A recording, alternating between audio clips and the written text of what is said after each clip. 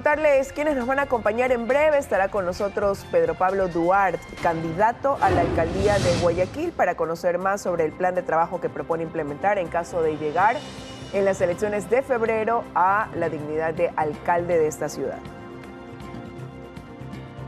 Y también vamos a conversar con Pavel Muñoz, él es candidato a la alcaldía de Quito por el movimiento Revolución Ciudadana.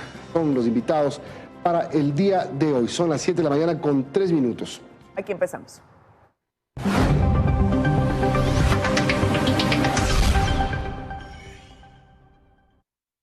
Bueno, ayer en la Casa Blanca el presidente Joe Biden recibió a su colega ecuatoriano Guillermo Lasso. Se reunieron en el Salón Oval durante varios minutos y hablaron de temas importantes como la cooperación en temas de seguridad y democracia. Sí, Milton y amigos, ambos mandatarios coinciden en que se han alcanzado importantes avances en la relación entre ambos países, y esto a propósito de los encuentros previos con funcionarios de altas dignidades, ¿no? También de ese país que nos han visitado y viceversa. Joe Biden, por su parte, agradeció lo que llamó el liderazgo moral del primer mandatario ecuatoriano al ser enfático en su postura de rechazo. Sí, aunque también hay que decir que Guillermo Lasso aprovechó durante su encuentro con Joe Biden y sus declaraciones posteriores también para señalar el problema que afronta el Ecuador en relación a la lucha contra el crimen organizado. Fotografías, el presidente Lasso con el secretario general de la OEA, Luis Almagro. Sin duda hemos sido aliados por décadas. Lo que yo espero es reafirmar ese espíritu entre aliados para luchar por esa democracia, esa paz, esa justicia, tanto en nuestra región como apoyar a los esfuerzos de su gobierno por alcanzar esos valores también. Fuimos el primer país de Latinoamérica en condenar el ataque de Rusia a Ucrania, porque creemos en el multilateralismo, en el Estado de Derecho internacional, creemos en el diálogo como la mejor fórmula para resolver diferencias. En realidad nosotros estamos unidos también en valores que demuestran la visión que nosotros tenemos para el futuro, que es libre y democrático. Esta tarde vamos a hablar de cómo podemos profundizar nuestras relaciones en el tema de seguridad. Vamos también a hablar de cuáles fueron las inversiones conjuntas que hemos realizado para satisfacer necesidades que ustedes han demostrado tener en el tema de prisiones, entre otros.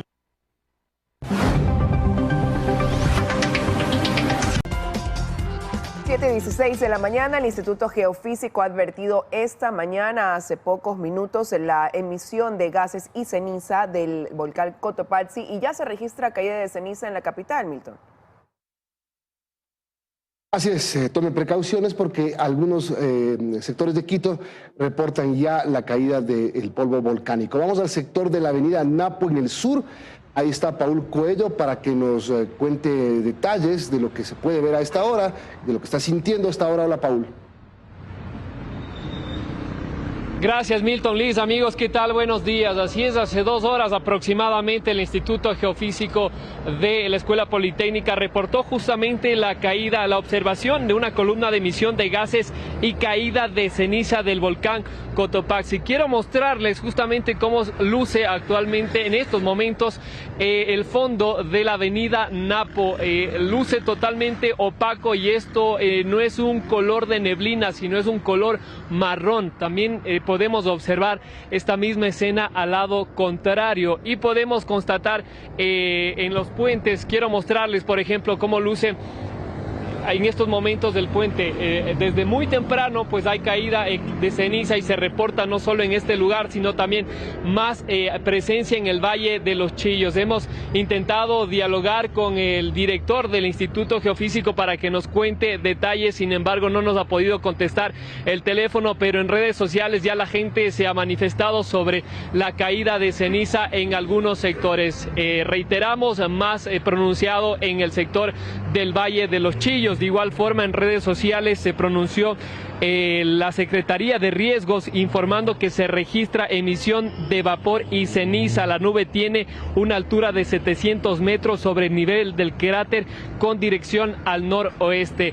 Ya habían advertido las autoridades del geofísico que habían estas emisiones de gases y caída de ceniza en lugares cercanos, en La Tacunga, en Cotopaxi, sin embargo no ha llegado acá a la capital. Hoy en la mañana amanecimos con esta caída de ceniza. Ustedes pueden observar también las tomas del dron y las tomas que les estamos mostrando en estos momentos, pues la ciudad luce totalmente opaca, color marrón por la caída de ceniza. Los expertos en riesgos pues nos han hecho algunas recomendaciones, hemos intentado dialogar también, nos han manifestado que por seguridad de los ciudadanos traten de ponerse mascarilla y no exponerse mucho al medio ambiente, porque sí genera esto malestar en los ojos y también en la congestión nasal. Nosotros les estaremos contando más detalles, esperemos que las autoridades se pronuncien pronto sobre esta nueva caída de cenizas acá en la capital, pero el reporte oficial es de si podemos constatar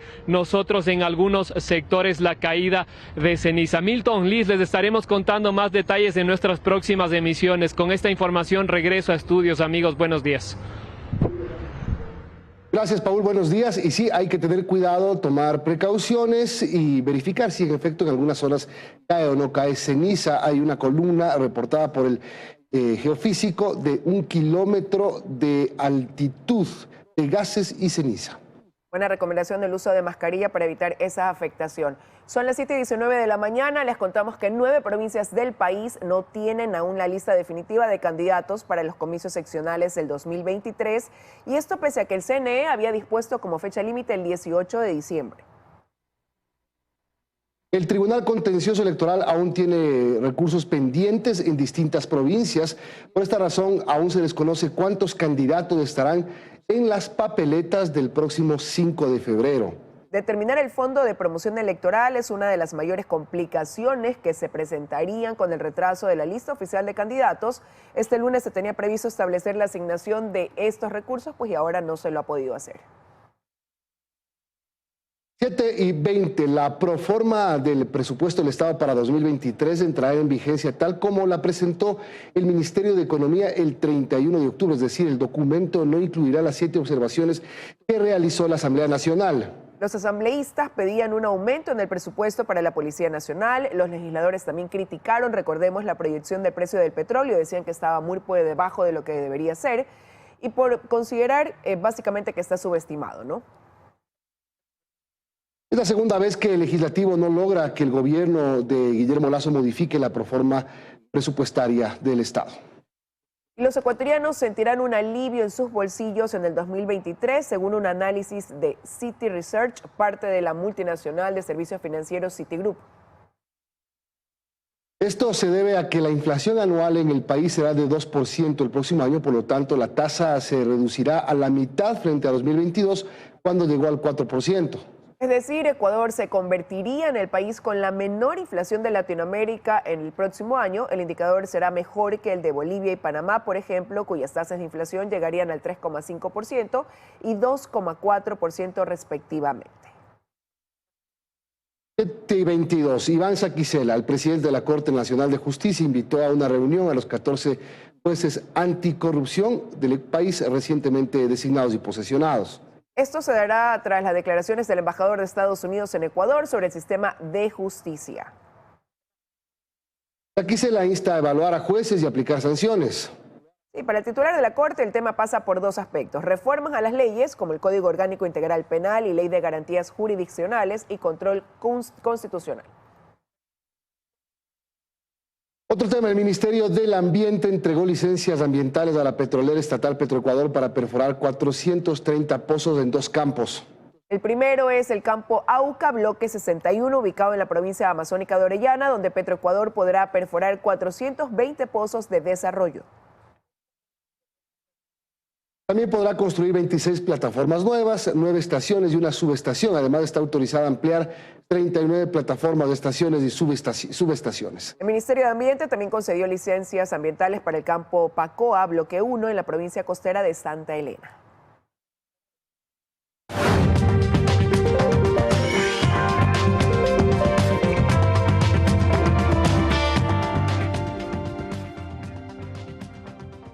¿Qué hay para hoy en temas informativos? A las 10 de la mañana hay una rueda de prensa sobre la contención de la influenza aviar.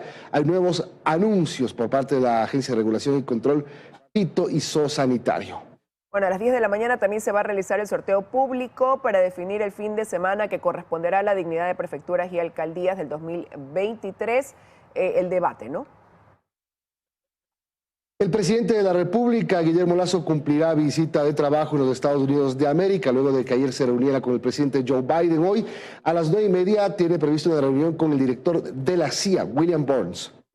A las 11 de la mañana habrá una conferencia del presidente Guillermo Lasso. En la tarde se va a reunir con los presidentes del Banco Mundial, Banco Interamericano de Desarrollo y también con el liderazgo del Comité de Relaciones Exteriores del Senado. Una amplia agenda por cumplir el día de hoy en Estados Unidos. 7:24, vamos a hacer una pausa y ya regresamos con las entrevistas. Recuerden que estará con nosotros los candidatos Pavel Muñoz para la alcaldía de Quito y Pedro Pablo Duarte para la alcaldía de Guayaquil. Ya volvemos.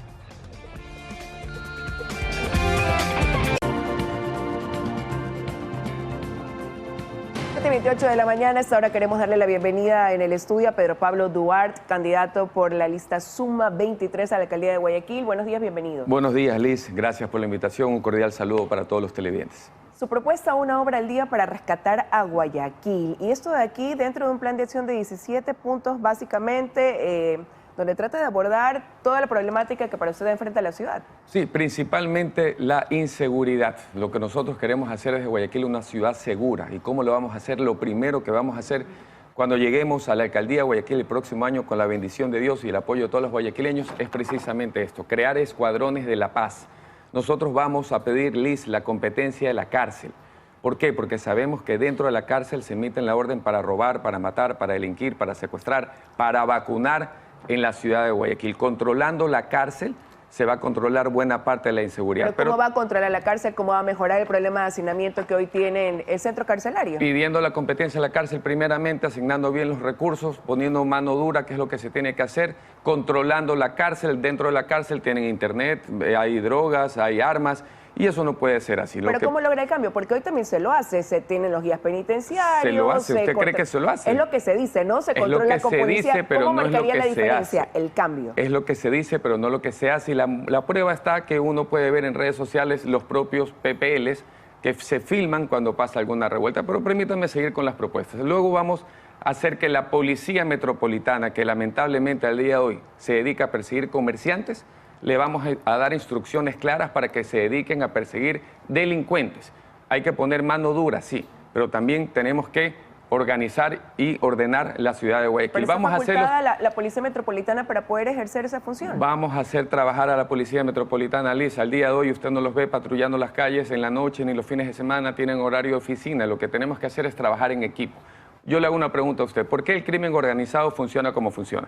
Porque se organiza, y mire usted los resultados que tenemos, de pánico lamentablemente. Eso es lo que tenemos que cambiar, trabajar en equipo primeramente con el gobierno nacional, cualquiera que fuera, con las autoridades de turnos, pero tenemos que trabajar en equipo y va a ver usted los resultados que vamos a dar el próximo año. Pero para eso, cambiando entonces el rol que tiene la Policía Metropolitana hoy en día. Sí, por supuesto.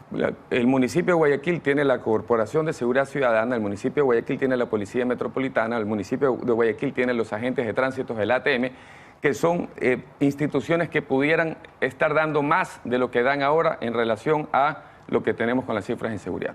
Incrementando el número también de efectivos que hoy es considerado quizás insuficiente en la ciudad. De la Policía Metropolitana. Mire, para la zona 8, que es Guayaquil, Durán y San Borondón, apenas hay 4.600 policías que trabajan en el eje preventivo, para 3 cantones altamente poblados. No alcanza la cantidad de policías. Por eso, nosotros, sin ocupar un cargo público, yo vengo trabajando por la seguridad, implementando un programa de seguridad ciudadana que se llama Barrio Seguro.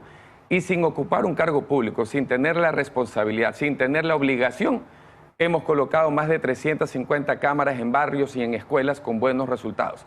Hemos capturado delincuentes, hemos evitado secuestros de niños. ¿Por qué? Porque estamos integrando a los padres de familia, estamos integrando a todos los vecinos de cada barrio donde ponemos este dispositivo. ¿Pero cómo se monitorean hoy esas cámaras? Con los propios vecinos.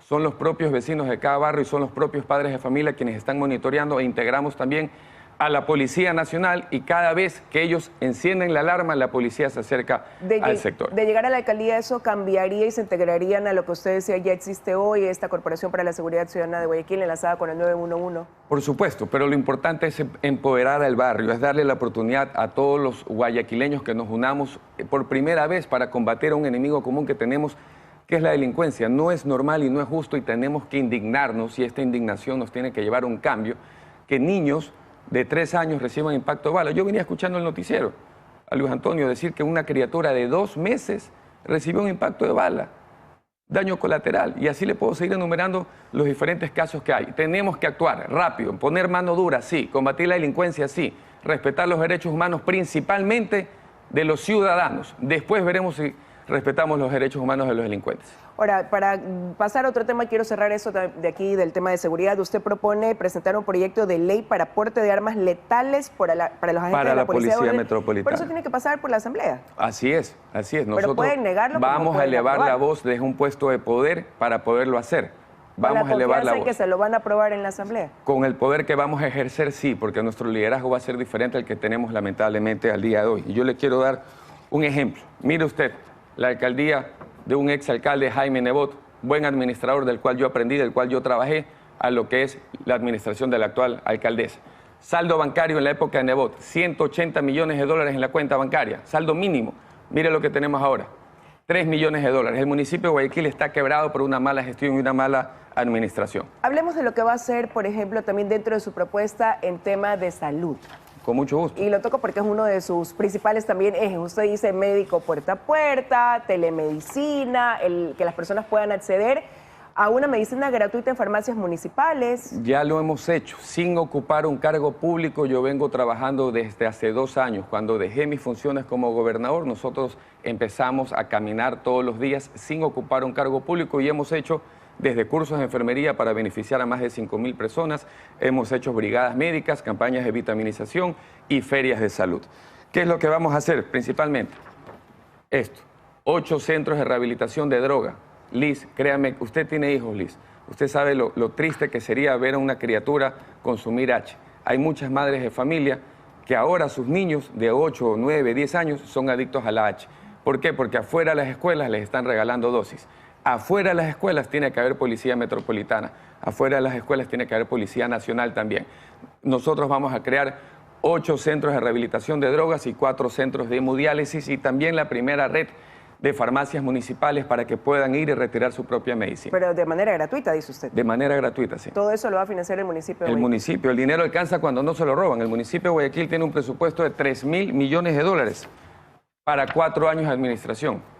Dinero suficiente, Liz, no para tener lo que tenemos, obras inconclusas, proveedores impagos desde el mes de marzo, abril, mayo, junio, una aerovía que no funciona. Y fíjese usted, esto es interesante, permítame, Liz, la comparativa de la metrovía con la aerovía. Prácticamente costó lo mismo, con la diferencia que la metrovía fue diseñada para movilizar a 700.000 personas y la aerovía aproximadamente para 60.000. ¿Y sabe usted cuántas personas se movilizan en la aerovía? No más de 8.000. ¿Y cuál sería la solución entonces de llegar al municipio para darle un uso a la aerovía? Que bueno, hoy primeramente promover el uso para que sea gratuito de lunes a viernes y que la gente lo utilice como un transporte complementario. Nosotros vamos a terminar de construir las 7 troncales de la metrovía. Apenas hay 3 construidas, una cuarta que está terminada que no la envían, no licitan todavía quién la va a administrar. Faltan 3 más por hacerse. Hay que aumentar el número de unidades de la metrovía. Hay que dotarlas de aire acondicionado para que no viajen como viajan. Pero principalmente también tenemos que recuperar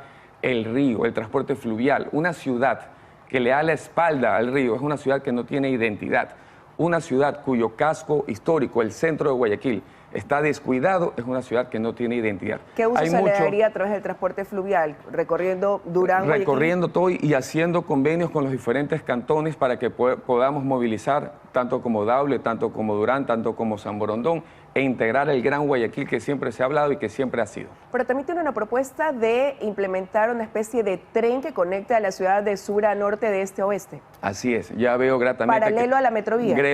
Sí, porque necesitamos un transporte complementario y la ciudad va creciendo y lo que se necesita hacer es planificarla. Lamentablemente no se ha planificado adecuadamente. Nosotros hemos organizado de tal forma que hemos constituido una mesa de urbanismo donde todas las ideas que yo estoy presentando salen de expertos como Florencio Comte, que todos conocemos el prestigio que tiene, y otros arquitectos más. Con ellos hemos construido nuestro plan de trabajo y efectivamente se necesita ese tipo de movilidad que sea complementario a lo que ya tenemos. Si no, imagínense lo que sería la ciudad de Guayaquil. Mire la vía perimetral, que ya no es perimetral, es una vía central. ¿Qué fuera Guayaquil sin esa importante vía?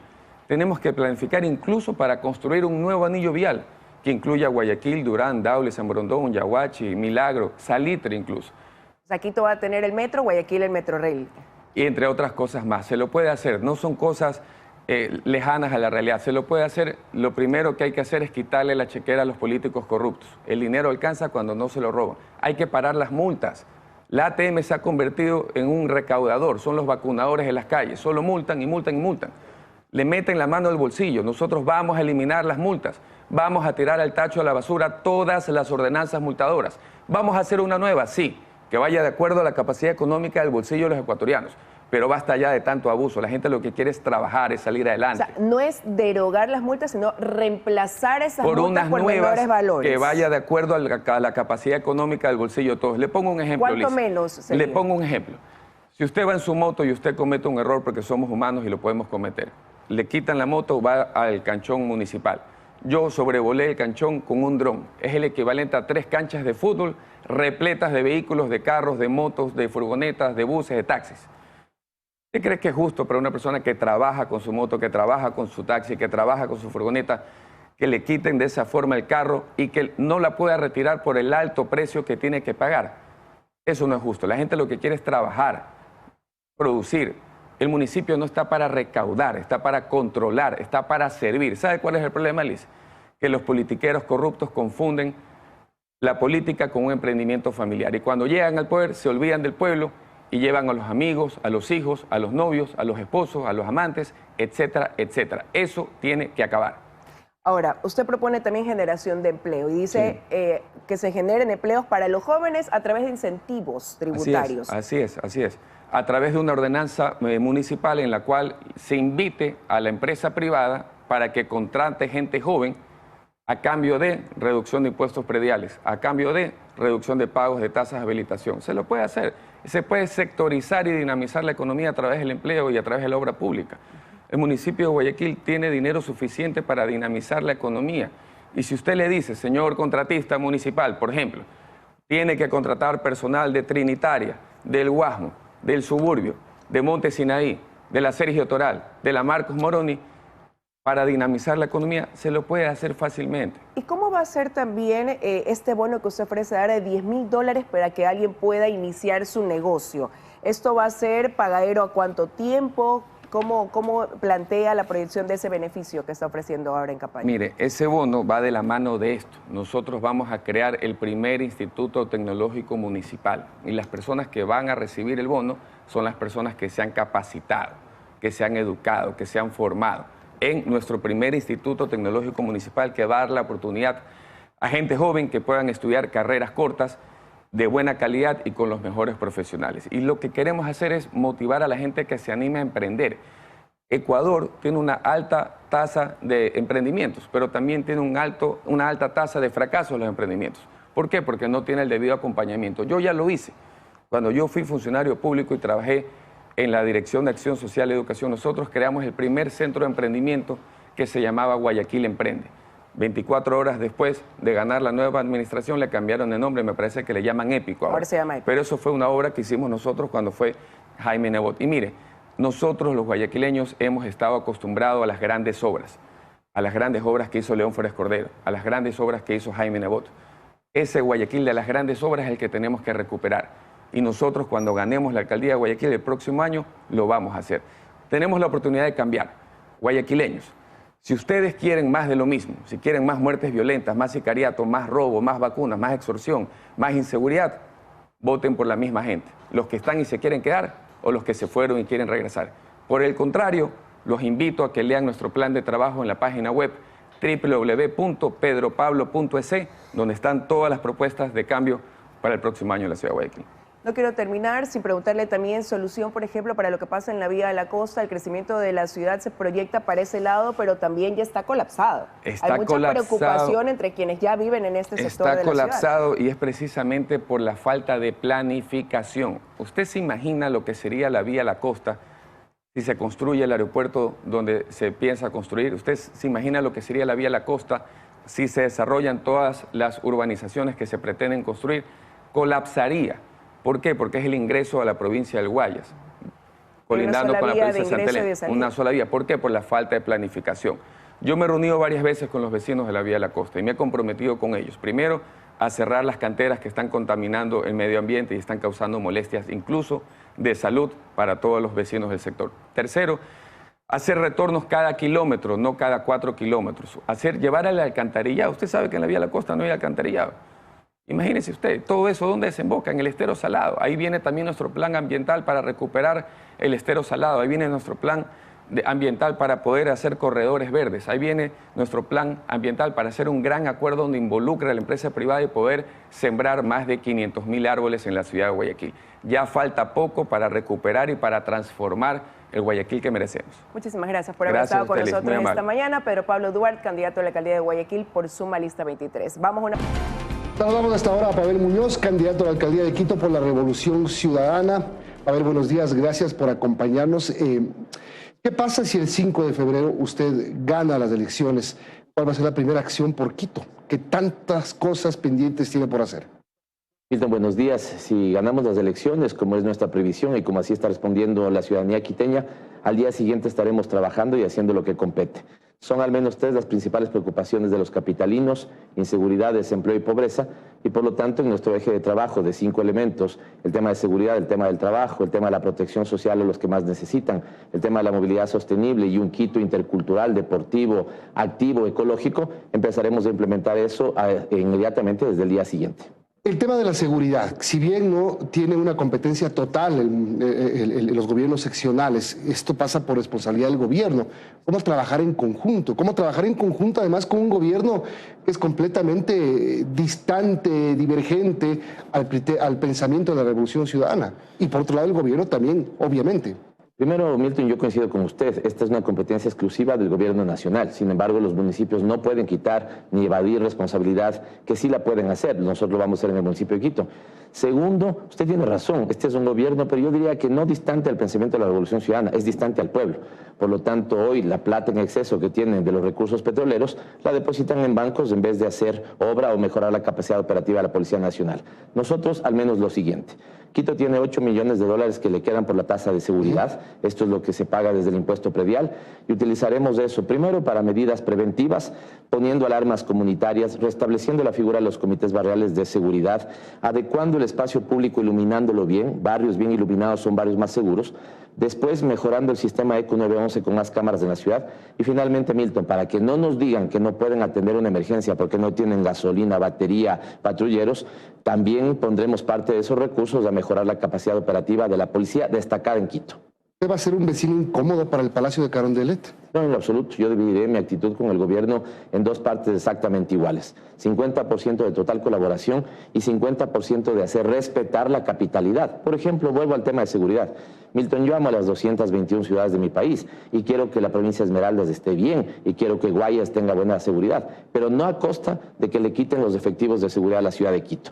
Algún alcalde de los 3 últimos que ha tenido levantado su voz de decir dónde están los efectivos policiales, dónde están los recursos operativos de la Policía Nacional, no lo han hecho, y ahí sí tendrán también a un alcalde que reclama para su ciudad lo que es justo y necesario. La seguridad, uno de los 5 ejes que tiene su candidatura, que va de la mano sin duda con el segundo, que es trabajo. ¿Cómo el municipio puede dar trabajo? Es verdad, sin seguridad la gente no puede salir a la calle tranquila, todo se altera, se baja el empleo. ¿Cómo recuperar el trabajo? Que además está afectado. Quito, perdón, Pavel, Quito, la ciudad más afectada en tema del empleo por la pandemia del COVID. Milton, Quito tiene el doble de desempleo de la tasa nacional. Esta es una preocupación severa, tremenda. Yo le di solo una palabra central de nuestro segundo eje, pero el eje en realidad es trabajo, economía, producción, innovación y emprendimiento. Le doy 3 al menos elementos que constituyen ese eje de trabajo, pero son más. Primero, capital semilla. Quito ya tiene un capital semilla que justo con uno de nuestros colaboradores actuales, como Wilson Merino, cuando estuvo al frente de Conquito, llegó a estar en 1.6 millones el fondo de capital semilla para apoyar emprendimientos. Nuestra previsión es ponerlo entre 8 y 10 millones de dólares anuales para apoyar emprendimientos, particularmente de mujeres y jóvenes. ¿En qué áreas, básicamente? En las que estos presentaran, pero tenemos turismo, tenemos innovación, tenemos tecnología. Ayer nada más, Milton, visité un emprendimiento que en su momento fue apoyado por el gobierno nacional, donde están haciendo productos comunicacionales en el metaverso, que va a ser el lenguaje del futuro, la realidad virtual. Segundo, el tema de turismo, Milton. Nosotros tenemos todo para ser una potencia turística. Y no me refiero solo al histórico-cultural, también natural con el Choco Andino, por ejemplo, también deportivo, con deportes extremos o en la naturaleza. Y tercero, nosotros empezamos con un paquete de inversiones de 5.000 millones de dólares. En este momento estamos en los 6.000 millones de dólares, Milton. Estas son inversiones fundamentalmente, sobre todo mayoritarias del sector privado, que necesitan un municipio que sea un facilitador y no un entorpecedor. Hablamos nuevamente del turismo, hablamos de temas ambientales, hablamos de soluciones viales, hablamos de, si usted quiere, espacios constructivos.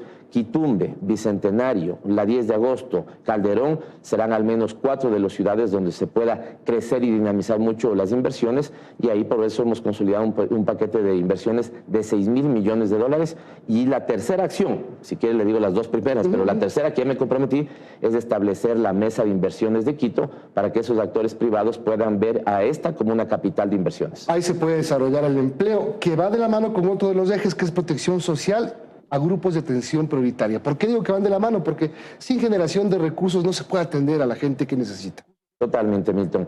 Mire, usted ha topado una de mis premisas fundamentales. Yo le voy a sumar otra. Quito necesita en este momento dos cosas a la vez: solucionar sus problemas inmediatos y tener un horizonte sobre el cual trabajar. La otra premisa es que Quito necesita hacer inversiones en los sitios más empobrecidos, que son muchos, Milton. Es increíble cómo ha crecido Quito, pero para hacerlo necesitamos crecer económicamente al menos 5, 6, 7, 8 veces más que lo que crece la economía nacional. No estoy diciendo una barbaridad. En este año, Bogotá en el primer trimestre creció 15 veces más que lo que creció Colombia, Milton, y hacia allá apunto yo, que esta sea una capital de oportunidades e inversiones, que esta sea una capital que se codee con el resto de capitales de América Latina, y con esos recursos que le deje el crecimiento y la generación de riqueza, poder hacer obra para protección en los grupos más vulnerables. ¿Cuáles son? O de atención prioritaria. Estamos hablando de niñez, desarrollo infantil, adolescencia y juventud. Milton, este dato es preocupante. Quito es la segunda ciudad después de Manta donde más temprano empieza el consumo de drogas. Por lo tanto, arte, cultura, deporte deben ser antídotos para ello. Hablamos de mujeres, donde hay que erradicar la violencia contra las mujeres, o adultos mayores que antes tenían el programa, por ejemplo, 60 y piquito, que ha desaparecido, y nosotros vamos a restituirlo y a potenciarlo. Muchos podrían pensar con lo que usted me acaba de decir, Pavel, que son cosas que no se ven como las obras de infraestructura que necesita la capital. En realidad, el metro, usted va a recibir el metro seguramente ya andando, por lo menos caminando, pero hay que reestructurar todas las frecuencias del transporte de arriba, y eso es un tema bravo, realmente complicado. ¿Cómo lo va a hacer? No todas, Milton. Primero, lo que sí quiero decirles que esas son cosas que deja el destino también. Nuestro proyecto político, la Revolución Ciudadana, inició la construcción del metro. 3 alcaldes posteriores no pudieron ponerlo en funcionamiento. Uno, de hecho, hizo un viaje inaugural hace 4 años, y hoy nos tratan, perdóname aquí indignarme, Milton, hoy nos tratan de la peor forma, que van a abrir el 21 las paradas para enseñarnos cómo bajar gradas, cómo subir gradas, ver lo que es una parada del metro. La cultura metro, dicen, ¿no es necesaria? Milton, pero funcionando el metro, pues claro que es necesaria, porque yo lo que quiero es que nadie vaya a escribir, ¿no es cierto? Yo también digo, cuando uno va y tiene la oportunidad de visitar algún metro de alguna ciudad en el mundo, tampoco es que tiene que hacer un curso para poder usar el metro. Hay preguntas y vas. Un metro es un metro, Milton, aquí y en cualquier parte del mundo. Eso significa que moderniza el sistema de transporte. Y eso es lo que debe hacerse. Ponerse adecuadamente en funcionamiento. Nos podríamos ir largo, pero déjeme decirle 3 cosas importantes. La una, el sistema de recaudo. Si vamos a pagar con moneditas en una caseta, se fregó todo. Porque no, esto no sería... Tiene que ser moderno, tiene que ser tarjeta. Con una tarjeta que nos dejará la información para definir qué rutas y qué frecuencias hay que redefinir.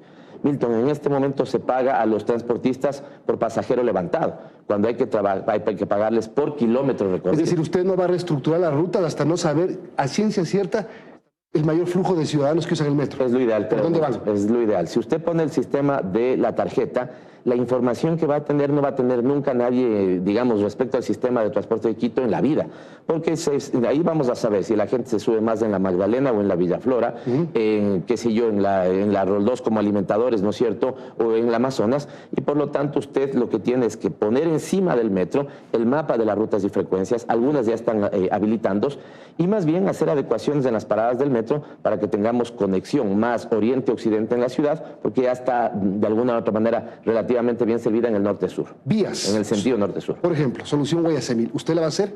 Mire, ya acaban de aprobar la ruta, el diseño de ruta esta semana, si no me falla, no, la semana anterior, creo que es una buena noticia. Yo creo que hay al menos 3 que deben explorarse, tomarse la decisión y avanzar. ¿Cuáles? El Guayasamín, que ya viene muy avanzada, el tema del arbolito, que podríamos hacerlo incluso en conjunto con la prefectura, por eso es importante llegar en equipo, y el tema de la etapa 3 de la ruta viva, ¿no? Lo que sí, Milton, hay que tener clara prioridad en transporte público y movilidad.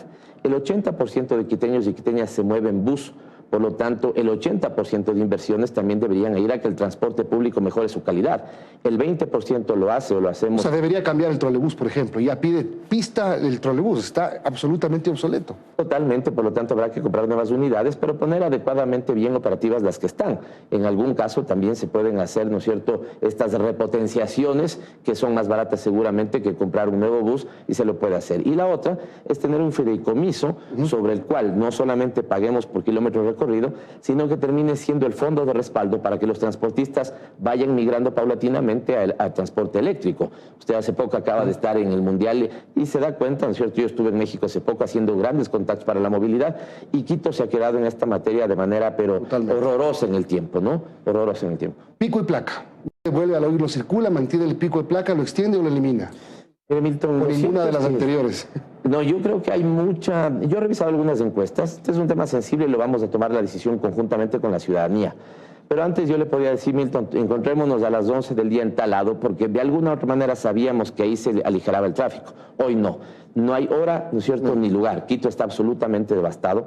Por lo tanto, veo buen ánimo en la ciudadanía de implementar la medida a todo el día, ¿sí? Esta tal vez será una que podamos explorar, pero tal vez hay que hacer a la par, al mismo tiempo que mejoramos la calidad del transporte público y aumentamos, ¿no es cierto?, las horas de ese pico y placa, en ese mismo día me refiero. Porque así es la única forma que yo le puedo decir, Milton, no saque hoy día el carro.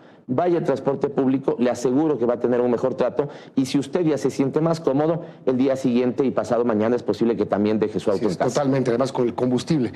Tenemos que terminar, Pavel, y quiero terminar con esta imagen de Quito, que a esta hora soporta en algunas zonas caída de ceniza del volcán Cotopaxi. Termino con esto mostrando esta imagen, solo para que usted me diga, es un tema que tiene que estar en el radar de la próxima administración. Así como pasó con el Guagua Pichincha, el Cotopaxi puede en cualquier momento afectar a la capital.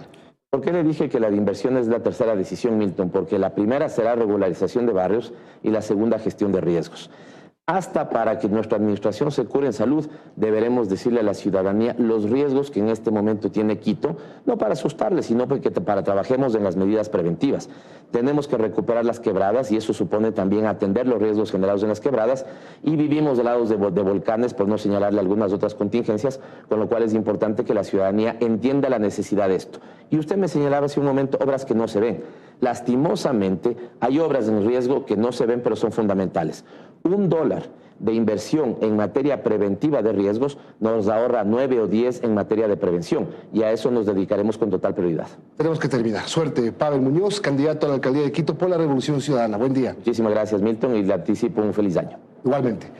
Tenemos que terminar, amigos, y ya vienen las noticias locales. Liz, buen día. Nosotros será hasta el día de mañana. Que tengan un buen día.